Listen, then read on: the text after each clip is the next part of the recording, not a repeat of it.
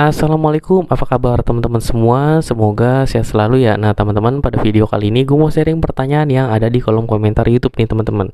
Jadi ada yang sharing gini, minyak tanah bisa menghentikan darah pada kaki tangan atau apapun yang terluka, mau luka robek ataupun luka gores pada saat jatuh. Saya sudah pernah mempraktekannya, mungkin sudah lebih dari 10 tahun.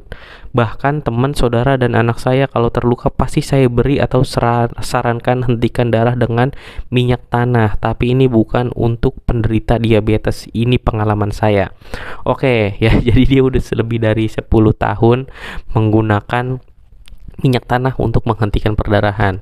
Ya, jadi teman-teman ya, yang mau gue informasiin ya, sebenarnya badan kita ini ya, kita ini punya sistem pembukuan darah tersendiri teman-teman. Jadi ketika ada luka, maka otomatis darah itu sebenarnya bisa berhenti dengan sendirinya. Sebenarnya cukup teman-teman dep aja ya, tekan dibalut aja juga nanti akan berhenti dengan sendirinya. Nah, terus juga sebenarnya perdarahan itu ada beberapa bagian teman-teman ya. Ada sumber perdarahan itu ada beberapa bagian, ada arteri, ada vena, ada kapiler teman-teman. Ya kalau kapiler tuh kayak teman-teman ngetek gula darah, itu kan berhenti sendiri kan, gak usah pakai minyak tanah kan. Kapiler itu pembuluh darah sangat kecil teman-teman. Ya, jadi itu bisa berhenti ya dengan sendirinya. Ada juga vena teman-teman. Ya, vena ini teman-teman, kalau dia robek, vena itu yang urat-urat yang mau diinfus tuh teman-teman. Kalau venanya robek itu darahnya yang keluar agak deres. Sebenarnya dia bisa berhenti dengan sendirinya, tapi butuh dibalut tekan agak lama ya teman-teman ya. Itu bisa sendiri ya, intinya bisa berhenti dengan sendiri, tapi butuh waktu yang agak lama ya. Ada lagi, satu lagi adalah arteri teman-teman. Arteri ini nggak bisa berhenti darahnya kecuali dijahit atau nggak diikat arterinya teman-teman.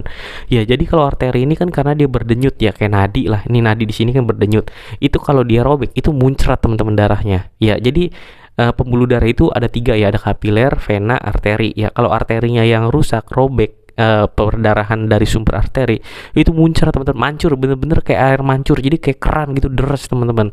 Nah itu nggak bisa teman-teman, mau disiram pakai minyak tanah, mau pakai bensin, apa mau pakai spiritus, itu nggak bisa ya teman-teman ya.